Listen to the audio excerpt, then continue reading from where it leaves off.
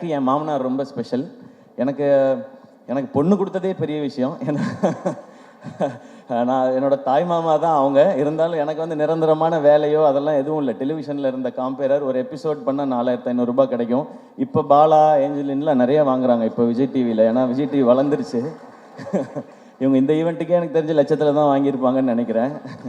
So அப்போல்லாம் 4500 ரூபாய் தான் கொடுப்பாங்க. ஸோ பரவாயில்ல. ஆனால் எங்கள் மாமனார் என்ன சொன்னார்னா, அவன் ஏதோ ஒன்று பண்ணணும்னு நினைக்கிறான், மெட்ராஸ்க்கு போய் சர்வை பண்ணுறதே பெரிய விஷயம், அவன் சினிமாவுக்கு போகணும்னு நினைக்கிறான், சப்போர்ட் பண்ணுவோன்னு சொன்னாங்க.